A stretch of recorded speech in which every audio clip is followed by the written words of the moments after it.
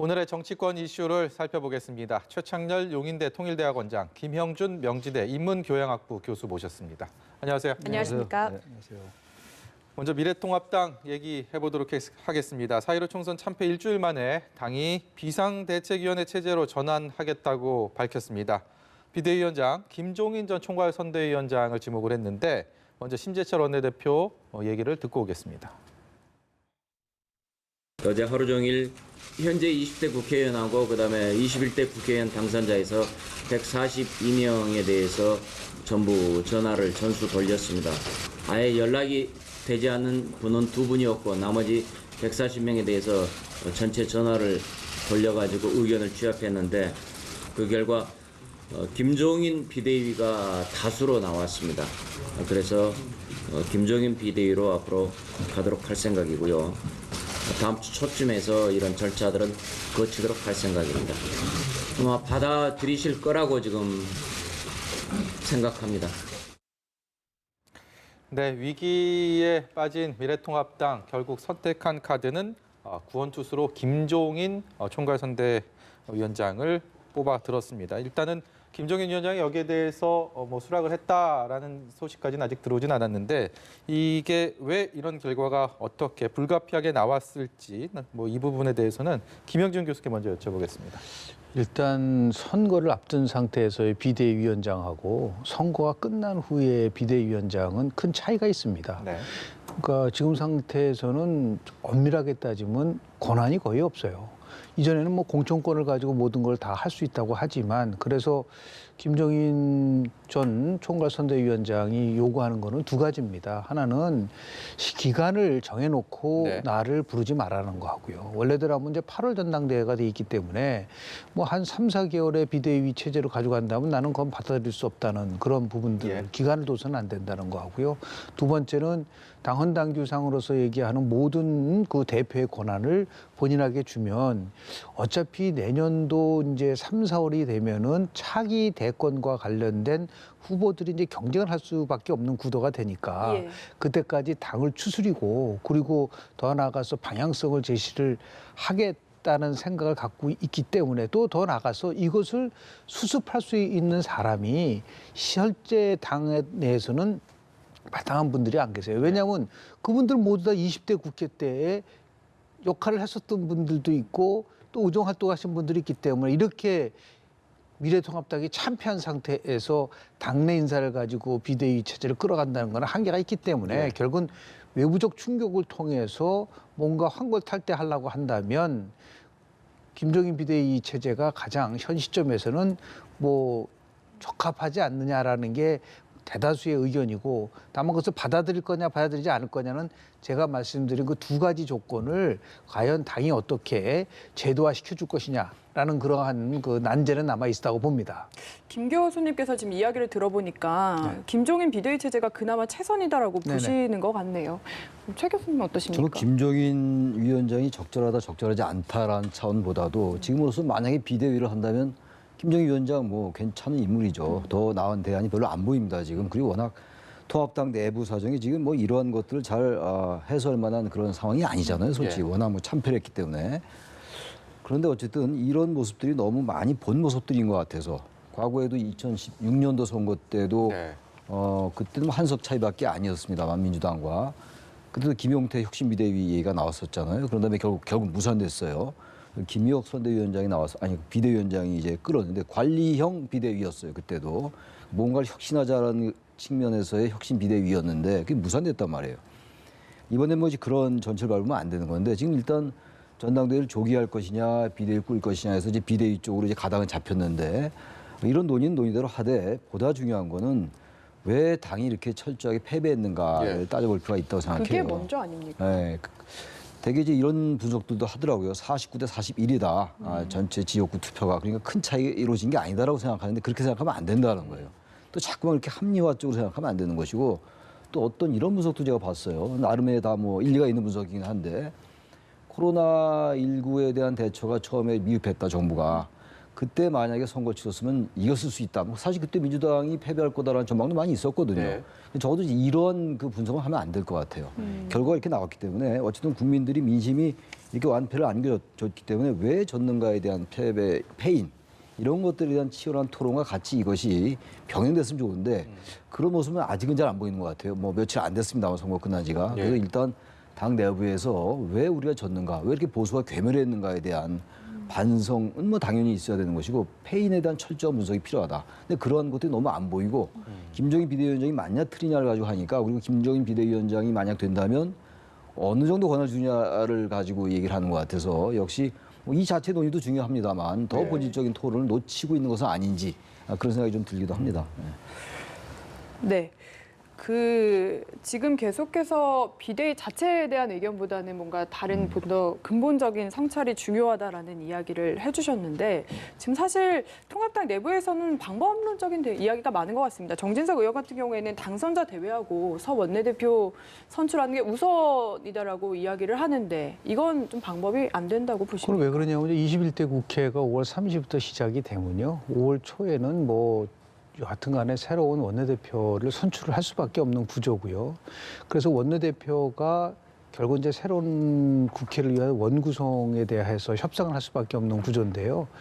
지금 엄밀하게 따지면 미래통합당에 관련돼서는 뭐 혁신도 얘기하고 쇄신도 얘기하고 하지만 저 개인적 생각은 미래통합당은 해체 수준으로 가야 돼요.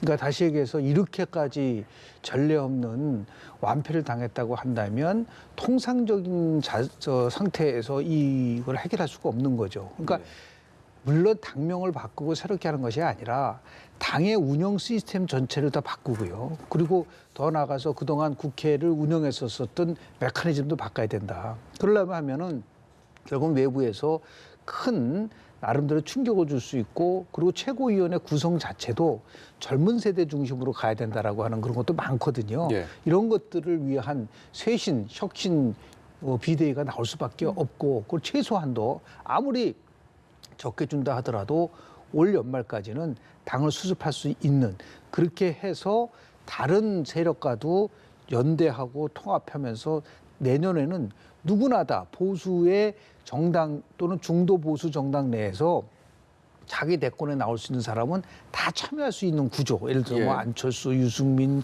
황교안, 뭐 홍준표, 김태호, 원희룡 전부 다 들어와서 경쟁을 하는 형태로 가지 않으면 결국은 2022년 대선에도 희망이 없다. 근데 그 틀을 만들어주는 사람이 과연 누군가라고 봤을 때 뭐 여러 가지 평가가 뭐 다를 수가 있겠으나 예. 현재에서는 뭐 김종인 비대위 체제가 그래도 가장 적합하다고 의원들이 평가한 것 같습니다.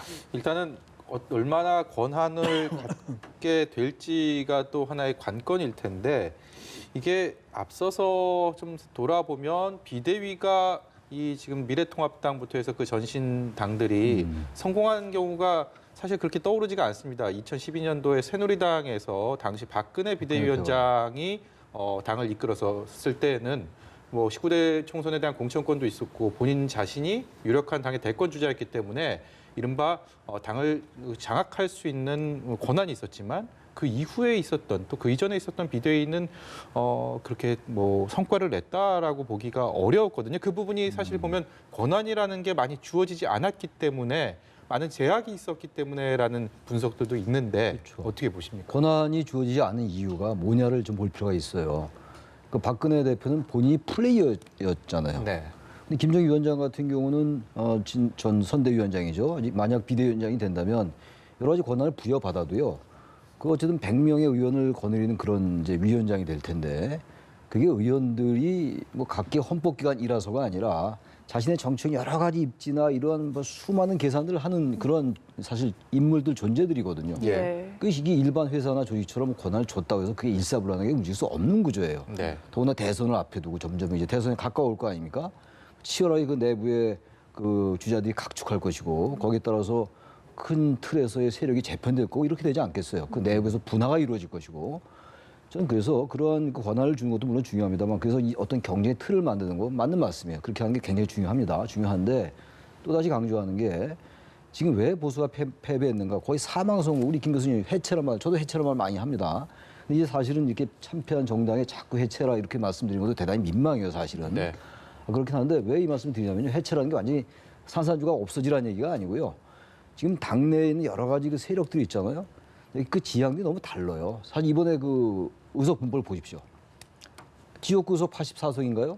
거기 상당 부분이 지금 영남 아닙니까? 예. 수도권 뭐 몇 석 못 얻었고 말이죠. 그럼 그쪽에 어떤 지역적 기반을 둔 분들하고 수도권의 지역적 기반을 분들하고 많이 달라요. 같이 당선됐다 하더라도. 네. 이 차이가 어느 당이나 다 있습니다. 뭐 저기 민주당 같은 경우 친문도 있고 비문도 있고 약간씩 다르단 말이에요. 그런 것들이 건강한 견제와 긴장이 될 수가 있는데 통합당 내에 그 좀 이른바 우리가 좀 수구적이라고 부르는 뭐 형식적으로 예. 그런 세력군이 있다면 그보다 조금 더 합리적인 중도 합리적인 보수 그리고 진보이기까지 한 분도 있단 말이죠. 이런 부분들이 계속 같이 혼자 한다면 과연 결정적인 이슈나 그런 사회적인 의제가 등장했을 때 과연 중도층의 민심을 얻을 수 있는 그러한 모습을 낼 수 있을 것인가에 대한 의문이 저한테 개인적으로 기본적으로 있는 거거든요. 예. 그런 것들이 해결되지 않으면 어떠한 형태의 그 이제 처방도 상당히 제약적이지 않을까라는 생각이 든다는 거죠. 그런 것들에 대한 토론이 지금 더 절실하다, 좀 예. 늦더라도 말이죠. 그런 생각이 더 간절하다는 거죠. 저는 이제 비대위가 갖고 있는 큰 과제는 세 가지예요. 첫 번째는 뭐냐면 이번 총선에서도 패인이 여러 가지가 있을 수 있겠지만 대안 없는 심판론이 결국 많은 국민들로부터 지지를 받지 못했다. 네. 그러니까 대한정당으로서의 모습을 바뀌어가야 된다는 부분이 하나 있고요. 두 번째는 이번에 물론 이제 미래통합당은 코로나에 졌고 막말에 졌고 전략에 졌지만 더 중요한 거는 세대에 진 겁니다. 우리 지금까지의 선거를 보면은 2040 대 5060의 구도가 여전히 유효하다고 미래통합당은 판단을 했는데 이번 총선 결과를 보면 그게 아니라 이제 2050 대 6070으로 바뀌었어요. 예.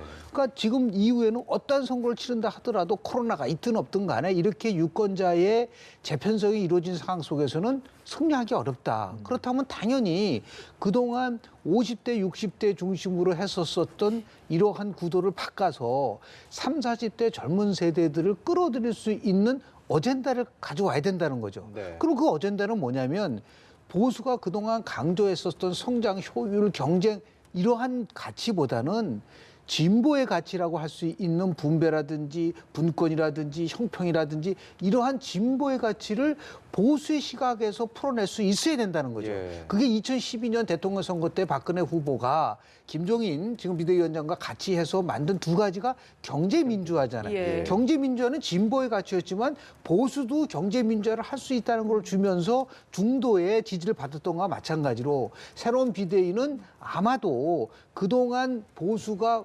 나름대로 크게 관심을 가지 않았었던 진보의 가치와 관련돼서도 새롭게 접근할 수 있는 이런 부분들이 하나 남아 있는 것이고요. 네. 그와 더불어서 세대 교체. 그러니까 지금까지 50대 이상의 당 중진들이 당을 이끌어 갔다면 이제 최고위원도 30, 40대 젊은 세대로 교체함으로써 젊은 보수로서의 모습을 보여주는 거.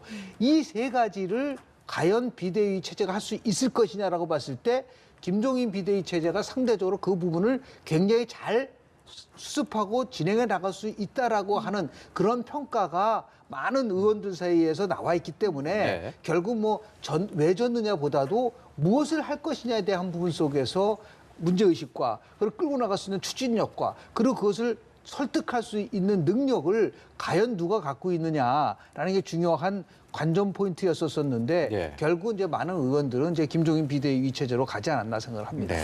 말씀하신 대로 통합당이 아예 당 패러다임이나 가치관 자체를 바꾸려면 뭔가 긴 처방이 그렇습니다. 필요할 것 같다라는 생각이 드는데 김종인 전 위원장도 이 점에 대해서 생각을 많이 하는 것 같습니다. 전권을 달라는 오늘 아침 인터뷰부터 들어보시죠. 지금 무슨 전제를 무슨 앞으로 뭐 8월 달에 하겠다, 뭐 7월 달에 하겠다는 그런 전제가 붙으면은 나한테 와서 얘기할 필요도 없어. 내가 조금 전에 말씀드린 대로 다음 대선을 어떻게 끌고 갈 거냐 하는 그 준비가 철저하게 되지 않고서는 지금 비상대책위원회를 만드는 의미가 없어요. 대권 후보 만드는 것보다는 대권을 제대로 선거를 치를 수 있는 그 준비까지는 해줘야 된다니. 네, 저희가 앞서 계속해서 이야기를 한 대로 김종인 전 위원장은 임기도 정해놓지 않고 전권을 달라. 그래서 내가 당을 바꿔보겠다라는 걸 전제 조건으로 내걸고 있는데 통합당의 문제는 이걸 받을까도 사실 궁금한 점이거든요. 글쎄 그렇게 처음엔 합의를 한다 하더라도 막상 이제 임기가 시작될 거 아니에요? 5월 30일부터 예. 21대 국회의 임기가 시작되면은 그게 무슨 뭐 이 정치권의 이러한 합의라는 게 무슨 일반 회사나 이런 데처럼 합의가 무슨 유효하게 각서 써도 소용이 없는 거 아니에요? 과거에 3당 합당 때도 뭐 각서 써도 다 이제 무효화되고 이랬었잖아요. 예. DJP도 마찬가지고. 근데 저러한 이제 욕을 하는 건 맞는데 기본적으로 전 김종인 비대위원장이 만약 된다면 김종인 비대위원장으로 우리가 전제할 때 그런 생각을 하고 있는 것 같아요. 지금 여기서 얘기를 나누고 있는 것들. 예. 그래서 임기를 이제 제한하지 말아달라. 완전한 권한을 달라는 거거든요. 그렇지 않고 임기 제한하고 전당대회 때까지만 한다 그러면 그야말로 전형적인 관리형 비상대책위원회가 되는 거거든요. 그렇다면 예. 관리형 비상대책위원회는 아까도 말씀하신 것처럼 우리 정당사에 수도 없이 많았어요. 여당, 야당 할 거 없이. 일단 선거 패배하면 가장 기본적인 문법이 뭡니까? 비대위 구성 아닙니까? 예. 비대위 구성하면 유야무야 되고 말았고 혁신 비대위 구성해봐야 얼마 있다 또 그냥 원점으로 돌아오고 이래야 됐단 말이에요. 근데 네. 지금 이 상황은 누구나 다 얘기하는 겁니다만 그야말로 뭐 5대 민연 때가 그때 이후에 가장 커다란 패배잖아요. 그렇다면 이제 그러한 기존의 여야의 문법은 안 된다는 거 아니에요. 바로 그래서 이제 김종인 전 선대위원장이 이런 얘기를 하는 거란 말이에요. 좀 그래서 저런 말이 그대로 될지 않는지 모르겠습니다만 기본적으로 다시 강조합니다만 보수가 재구성돼야 돼요. 이제는. 보수란 이름을 합리화돼 왔던 보수란 커다란 틀 속에서 이렇게 안주해 왔던 예. 이런 것들이 사실은 진정한 보수가 아니었던 거죠. 우리가 뭐 아스팔트 우파라는 말도 많이 쓰대요 요새. 그 아스팔트 우파가 얼마나 강경했습니까? 강고한 투쟁이었고 그리고 논리와 이성과 이런 사례에 잘 맞지 않는 거였고 그럼 보수와 진보의 문제가 아니거든요. 예. 옳지 않은 걸 지나치게 주장해 왔잖아요. 근데 그런 것들이 확증 편향에 의해서 보수인 것이냐 강성 지지자들에게 이렇게 둘러싸여 왔던 거죠. 그런 것들을 재구성하라는 얘기인 것 같아요. 전 김종인 비대위원장이 된다면. 네. 근데 그게 만약 실패한다면 아무리 임기를 제한하지 않고 한다 하더라도요. 여전히 그 당 저변에 흐르고 있는 보수라고 포장되는 그러한 세력 저변의 밑바닥에 흐르고 있는 그러한 정서를 부식하지 않으면은 이 병은 언제든지 도질 수 있다는 거예요. 그래서 제가 보수의 재구성, 해체 이런 좀 과격한 단어를 쓰는 겁니다. 예. 그 국회 뭐 이제 통합당 쪽에서 들어온 소식을 종합해 보면 김종인 비대위원장이 추대되는 부분에 대해서 그 조사를 했을 때 찬성이 한 43% 정도 됐고요. 그다음 반대 조기 전대 쪽으로 가자라는 게 한 31% 정도 됐다고 합니다. 이게 이른바 43대 31이면 압도적 다수가 김종인 위원장의 추대를 찬성한 거는 아니다라고 해석할 수 있기 때문에 결국은 조기 전대에 대한 여론이 일단은 김종인 위원장을 선장에 앉혀놓고 항해를 시작하더라도 지속적으로 분출할 가능성이 있다라는 예. 얘기도 할 수 있지 않겠습니까? 두 가지 측면에서 지금 말씀하신 게 그 나름대로 충돌 요소가 있어요. 첫 예. 번째는 뭐냐면 김종인 그동안 이제 비대위원장이 생각했었던 경제 정책의 방향과 그리고 지금 미래통합당이 핵심적으로 추진하는 정책 과정이 충돌할 가능성이 있습니다. 예. 잘 기억이 나시겠지만 이제 황교안 대표 전 대표 체제 때 민부론이라는 것을 그렇죠. 만든 적이 예. 있죠. 근데 그 민부론의 핵심이 뭐냐면 시장경제 체제를 강화시키고 과거에 보수가 핵심적으로 추진했었던 정책에 대해서 김종인 비대위원장이 많이 만든다면 그 민부론에 대해서 비판한 적이 있어요. 이거는 뭔가 잘못되어 있는 것 같다. 그러면 이것이 충돌될 수밖에 없잖아요. 자연스럽게 원내와 원외가 충돌하는 사건이 발생됐을 때 이것을 나름대로 해결할 수 있는 메커니즘은 과연 갖고 있느냐라는 거죠. 네. 그래서 저는 이제 김종인 지금 뭐 전 총괄 선거위원장이 비대위장이 되더라도 네. 원내대표의 역할이 굉장히 중요하다고 봅니다. 네. 이 원내대표와 앞으로 맡을 비대위원장 간에 있어서의 조화가 이루어지지 않으면 엄청난 잡음이 일어날 가능성도 있기 때문에 이것을 이제 과연 누가 원내대표를 맡을 것이냐. 아마도 뭐 4선 이상, 5선 이상의 당 중진이 맡을 가능성이 굉장히 높겠다고 보는 거. 그렇죠. 두 번째 예. 갈등은 뭐냐면 이렇게 무제한으로 하다 보면은 결국은 당 대표를 원하는 분들이 분명히 존재하지 않습니까? 예. 이분들이 이제는 성과를 어느 정도 냈고 당이 안정됐으니까 이제 연말까지 시간을 정해놓고 나가세요라고 했을 때 그때 나가겠다 못 나가겠다 나가지 마라 나가서는 안 된다 이 문제를 가지고 또 갈등할 요소가 있기 때문에 네. 이 부분에 대해서 어떻게 중요한 거는 뭐냐면 한 3개월 4개월 사이에 당을 안정적으로 끌고 갈 수 있느냐는 것이 가시적인 것이 나오고 또 중요한 것은 지금 이제 결국은 지표라는 거는 뭐냐면 새로운 비대 체제가 들어온데 보니까 전당 지지도가 좀 조금씩 상승되더라. 이렇게 됐을 경우는 탄력을 받지만 그렇지 않고 그냥 뭐 과거와 똑같이 당 지지도가 뭐 답보 상태에 있다고 한다면 후자적인 새로운 당대표를 요구하는 측이 강하게 반발할 가능성도 있고 네. 이것을 이제 최종적으로 미래통합당이 어떻게 해결할 것이냐라는 큰 난제를 갖고 있는 것은 사실입니다. 네. 주제를 바꿔서요. 여야의 정당 몸집 불리기 상황을 진단해 보도록 하겠습니다. 일단 더불어민주당은 비례위성정당인 더불어시민당과의 합당을 사실상 공식화했습니다. 이제 여기에 대한 합당 절차를 추진하기 위한 협의팀까지 꾸렸는데 공은 미래통합당, 미래한국당으로 이제 넘어간 셈입니다. 앞으로 어떻게 전개될 거라고 전망하십니까? 그래서 이런 부분부터가 이제 통합당에게 주어진 하나의 시험대입니다. 예. 지금 워낙 당이 어려우니까 일단 이제 19석을 얻었잖아요. 그러니까 한 석만 더 추가하면은 이제 그 원내 교섭단체가 돼요. 미래한국당 얘기입니다. 네. 근데 그런 유혹을 충분히 느낄만 하죠. 유인을 느낄만 한데 역시 미래한국당도 그랬고 더불어시민당도 국민들 일반으로부터 이거 위성정당이다, 꼼수 정당이다 이런 비판을 얼마나 많이 받았습니까? 네. 근데 어쨌든 간에 선거를 치렀어요. 선거 현실상 19석, 17석을 얻었는데 이때 비록 19석 이렇게 아깝지만 우린 이거 위성정당 안 만든다. 이런 뭔가 바뀌는 모습을 보여줘야 돼요. 사실 뭐 위성정당이 됐건 뭐 통합을 하건 뭐 같이 갈 거 아니겠어요? 큰 그림상. 나중에 또 어떤 분화가 이룰지 모르겠지만 적어도 지금은 그렇단 말이죠. 예.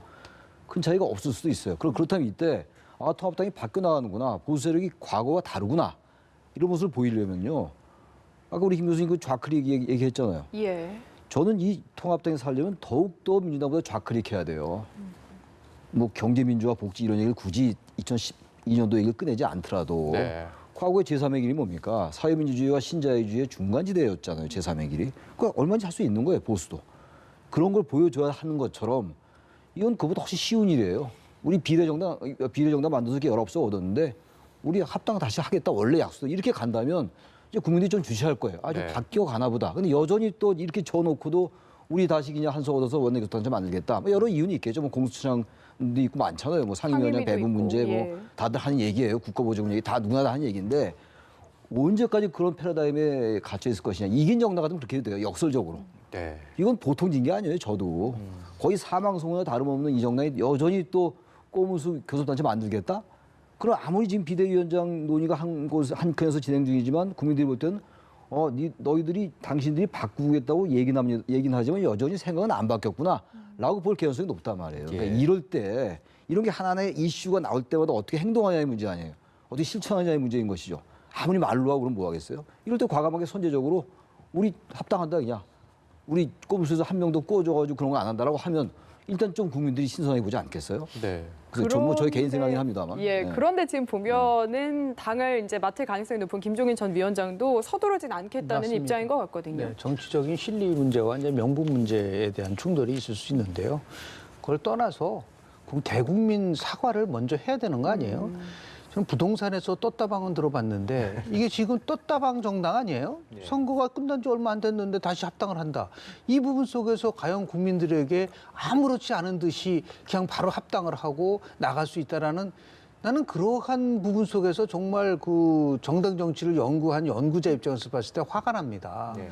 그렇다면은 이 부분에 대해서 그냥 부득이하게 했지만 우리가 이런 부분 때문에 같이 합당을 하겠습니다라고 대국민 사과 먼저 해야죠. 지금 무슨 뭐 원내 교섭단체를 만드냐 만들지 않냐 그 문제를 넘어서서 정치라는 거는 근본적으로 올바르게 가는 것인데 네. 다들 올바르게 가지 않고 나서 이제 와서 마치 자기네들은 올바르게 가는 것처럼 우리는 합당합니다. 그게 과연 옳은 일인가라는 부분 속에서 여야 모두 다 반성도 하고 그리고 더 이상 이런 일들이 일어나지 않도록 다음에는 네. 이런 식의 괴물 누더기법은 선거법은 바꾸겠습니다. 선언하고 합당하라 이거죠. 그렇지 않고 나서 지금 뭐 마치 여러 가지 꼼수, 반칙 모든 걸 난무한 상태가 지난 다음에 마치 없었던 듯이 자연스럽게 합당한다? 이런 부분에 대해서 국민들이 바라보고 있는 거예요. 마찬가지죠. 물론 이제 한석을 더 얻어서 원내 교섭단체를 이루게 되면 예. 우리 국회법상 모든 의사 일정 과정은 원내 교섭단체들 간의 합의를 통해서 이루어져야 된다라고 하는 1988년도 13대 국회 이후로 만들어진 이 국회법 때문에 유혹이 많이 생기고 정치자금법과 관련돼서도 원내교섭단체를 이루면 많은 돈이 가고 예. 또 하나는 이제 공수처법과 관련돼서 공수처장을 임명 추천할 때에 제1, 제2야당에 나름대로 권한을 주다 보니까 제2야당의 위치를 확보하기 위해서 지금 뭐 미래한국당을 한석을 더 넣어서 원내교섭단체를 만들겠다. 그러니까 비례위성정당 위에서 비례위성 원내교섭단체까지 만든다? 이거는 많은 국민들로 하여금 이게 도대체 21대 국회도 하기 전에 저런 식의 반칙과 꼼수를 하면서 무슨 새로운 정치를 하겠느냐라는 비판을 받을 수밖에 없기 때문에 예. 이거는 정말 제가 볼 때 책임지는 모습으로 국민들에게 사과하고 그리고 나서 행동을 취할 수 있도록 아주 강력하게 정말 특히 더불어민주당이 이렇게 압승했다 하더라도 네. 그래서 무거운 마음으로 책임감을 느껴야 된다는 거를 그런 뜻으로 저는 해석하고 싶습니다. 네, 주제를 더 넘겨보겠습니다. 교수님, 뭐 선거 네. 때마다 크고 작은 뭐 부정 의혹들은 시비들은 항상 있어 왔습니다. 이번 총선 이제 끝나지 일주일 됐는데 이게 또 선거 조작 의혹 뭐 이런 것들이 불거지고 있어요. 일단은 인천에서 윤상현 무소속 후보에게 패해서 낙선한 민주당 남영희 후보가 171표 차이로 낙선을 했는데 본인은 재검표를 하지 않겠다라고 한 반면에 민경욱 후보 같은 경우는 재검표를 요구를 하면서 이 선거에 대한 부정 의혹을 또 제기하고 있습니다. 일부 또 유튜버들도 이런 얘기들도 하고 있고 그래서 이게 지금 선관위에서는 허위사실 유포를 강경 대응하겠다라고 이렇게 엄포를 했는데 그럼에도 불구하고 아직 이런 의혹들이 계속 불거지고 있습니다. 어떻게 봐야 되겠습니까? 의혹들은 그쪽에서 일방적으로 제기하는 것 같아요. 사전선거, 사전투표가 특히 부정선거가 있었다라는 주장을 하고 있잖아요. 네. 일부에서. 그러면 일부에서 한 주장이에요. 그러니까 이런 것들조차도 제가 아까 말한 그 연장입니다. 바뀌려면 이런 것부터 주장하지 말아야 돼요. 한 번도 재검표가 바뀐 적이 없어요. 예. 약간 표찬 줄어든 적이 있어도. 그래서 물론 이제 후보 입장에서 볼 때는 그런 의혹을 갖고 있으니까 의구심을 갖고 있으면 뭐 재검표할 수 있는 거죠. 그러나 지금 이제 국민들이 바라보기 항상 국민의 눈에서 봐야 돼요. 민주주의라는 것은 어쨌든 최선은 아니라 하더라도 차선이라고 한 이유가 어쨌든 인민주권이 국민에게 있다. 그래서 주권자가 어떻게 보느냐가 중요한 거 아니겠어요? 그렇다면 주권자들이 이런 부분들을 어떻게 바라볼까? 통합당 이렇게 졌는데 또 이제 민경우 의원이 후보가 또 이제 사전 투표 조작 재검표 요구하고 하겠다. 예. 또 이런 그리고 일부에서 보수 일부에서 뭔가 이게 조작 음모가 있다 말이죠. 이렇게 하는 거 이렇게 하면서 비대위 구성하면 뭐 합니까? 제가 자꾸 얘기하는 게 그거예요. 비대위 구성하는 거 좋은데 구성하는 한편으로 그 논의해 나가는 한편으로 지금 당내 제기된 문제들에 대해서 좀 다른 태도를 보여달라 이런 얘기예요. 그게 지금 재검표해가지고 제가 볼 때 다시 바뀔 확률이 대단히 낮거든요. 예. 그러니까 지금 남영희 후보 같은 경우 안 하겠다고 얘기한 거 아닙니까? 그런 태도가 올바른 태도라고 생각을 해요. 네. 근데 비대위 체제의 문제가 아니라 정치인 개인 자질에 대한 문제죠. 예. 뭐 2000년도 총선에서는 3표 차이로 차이가 난 적도 있어요. 광주 선거에서 그 당시 박혁규 후보하고 문학진 의원이 차이가 딱 3표 났었습니다. 그래서 별명이 문세표다, 박세표다 그랬거든요. 예. 그래서 실은 재검을 했는데 3표에서 2표로 줄었어요. 그 말은 뭐냐면 대한민국의 중앙선거관리위원회에서 하고 있는 이 시스템이 세계적으로 굉장히 인정받는 그런 부분이기 때문에 아마도 재검표를 한다 하더라도 바뀔 수 있는 가능성은 거의 없는데 제 기억으로 딱 한 번 인적이 있었어요. 그 아주 오래된 얘기인데요. 100표를 넣은 그 표가 바뀌면서 김용태 의원이 당선돼서 다 된 줄 알았더니 이게 바뀐 적이 있는데요. 그 이외에는 이런 식의 그 새로운 재검표라든지 부정 의혹이라든지 이런 걸 통해서 가져갔을 때 과연 국민들이 어느 정도로 그 부분에 대해서 납득할지에 대해서는 참 어려운 일입니다. 그래서 예. 사전투표 조작설에 관련돼서 뭐 여러 가지 그 뭐 의혹이 자기 스스로가 그렇게 제시할지는 모르겠지만 이거를 마치 사실인 것처럼 하는 부분 속에서는 오히려 그걸 제기한 사람한테 더 큰 나쁜 효과가 올 수 있다라는 말씀을 좀 드립니다. 무책임하게 던지는 말, 무책임하게 제기하는 그런 의혹들 사실 그런 것들에 대한 책임을 질 수 없는 상황이라면 뭐 지금 상황에 뭐 옛날 60년대, 70년대 뭐 부정선거, 3.15 부정선거 이런 것들이 일어날 수 있는 우리 정치 선거 시스템이 아니지 않습니까? 그리고 거기 얼마나 많은 저기 그 정당에서 나온 참가인들이 있고 그래요. 예. 그거 상상할 수 없는 일이에요. 그거 예. 막상 개표전을 가보면 압니다. 제가 네. 옛날 개표전도 가보고 그랬었는데 일어날 수가 없어요. 그때 얘기입니다. 그때 네. 자유당 때 얘기고. 예. 네, 알겠습니다. 그리고 선거도 끝났는데 긴급재난지원금 언제 주나 하는 네. 국민분들 많으실 것 같은데 지금 통합당에서 계속 민주당에게 먼저 당정 간의 협의부터 하고 와라라고 이야기를 계속 해오지 않았습니까? 근데 지금 당정이 부분적으로 합의를 한 것 같아서 이야기를 드리자면 일단 민주당에서 이야기를 한 대로 전 국민에게 지급을 하고 고소득자들이 자발적으로 좀 받지 않는 방향 쪽으로 이런 자발적인 참여를 유도한다. 그리고 정부에서는 이 안이 뭔가 당들끼리 합의가 되면은 수용을 하겠다라고 밝혔다고 하거든요. 이 부분은 어떻게 평가하십니까? 저 쉽지 않은 방법 같아요. 그거는 좀 애매한 쪽으로 좀 이렇게 가는 게 아닌가라는 생각이 들어요. 70% 주든지 100% 주든지 이렇게 해야 돼요. 그런 다음에 이제 고소득자들이 받아서 주든 안 주든 이거는 별도의 문제로 가야지. 예. 그거에 대체로 내놓는다. 그러니까 지금 당과 정 사이에 계속 이견이 있는 거잖아요. 네. 정부는 재정 건전성 때문에 이제 원래대로 이제 하위 70% 주자 이런 얘기고 처음에 사실 뭐 당정청이 70%에 합의했었던 거죠. 근데 선거 과정 속에서 100% 다 주자 이렇게 얘기가 나왔던 거고 아시겠습니다만 통합당에서도 이제 황교안 대표가 50만 원 주자 예. 개인당 다 이렇게 얘기했던 건데 어쨌든 지금 이제 선거 끝나고 논의가 왔다 갔다 하는데 일단 저는 정부와 집권당이 이 부분 확실하게 합의를 해야 돼요. 그런 다음에 야당과 합의하는 게 맞는데 지금 조금 이제 처음엔 당과 정부가 합의한 다음에 가려했던 것 같은데 워낙 당하고 이제 민주당하고 정부가 좀 의견이 있다 보니까 통합당 쪽으로 다시 바뀌는 거고 통합당은 통합당대로 또 당정이 합의라 이렇게 얘기하다 보니까 예. 희석 아니고 핑퐁 게임 비슷하게 됐어요. 긴급 재난지원금인데 긴급하지 않게 된 거예요. 재난지원금만 남은 것 같아요. 예. 지금 내일 모레 5월 달인데 이건 뭐 다들 얘기하는 것처럼 시기가 굉장히 중요한 겁니다. 시급하게 지급해야 되는 것이라서 이건 일단 전체에게 주고 그 다음에 왜냐면 이건 화폐로 주는 게 아니잖아요. 네. 지역에서만 통용될 수 있게 소비 진작이라는 부분이 있기 때문에 그렇게 해가는 게 맞지 않나 생각이 드는데 정부는 이제 정부대로 이제 재정 건전성 문제가 있어요. 근데 그건 워낙 긴급한 상황이기 때문에 저는 국채 발행 같은 거 한번 고려해 볼 만하다고 생각합니다. 네. 예. 김영주 교수님은 어떻게 보십니까?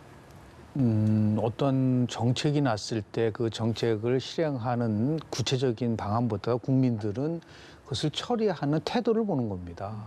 그러니까 지금 소득 하위 70%라고 정부가 얘기를 했는데 이 부분을 계속 지키겠다는 거잖아요.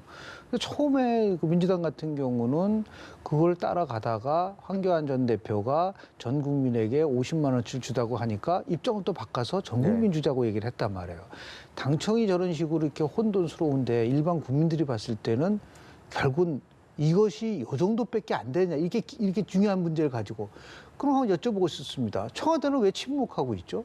이 중요한 문제에 대해서 어떤 상황 때는 굉장히 적극적으로 얘기를 하고 있지만 또 이 부분에 대해서는 침묵을 하고 있다고 한다면 빨리 이거를 매듭질 수 있게끔 하기 위해서는 당정이 아니라 당정청이 모여서 이 부분에 대해서 국가 재정성 문제가 중요하다고 이렇게 한다면 상위 70% 쪽으로 가져가는 방법을 우선적으로 하고 나중에 추가적으로 필요한 부분을 가져간다든지 이렇게 돼야 되는데 당과 정이 이런 식으로 불협화음을 낸다고 한다는 것은 우리 국민들의 입장에서 봤을 때는 참 불안감을 느낍니다. 그리고 더 나아가서 지금 뭐 야당 같은 경우는 분명히 전 대표가 얘기를 했잖아요. 예. 전 국민 50만 원을 주급했다고 얘기한다면 아무리 그 대표가 없어졌다 한다 하더라도 선거 과정 속에서 약속한 거라면 그 부분을 지키려고 노력을 해야지 여기서 벼랑간 우리는 정부의 입장을 옹호합니다라고 하니까 이 서로 입장이 다 오락가락 다 하고 있는 거예요. 어디가 잘했다 잘못다를 넘어서서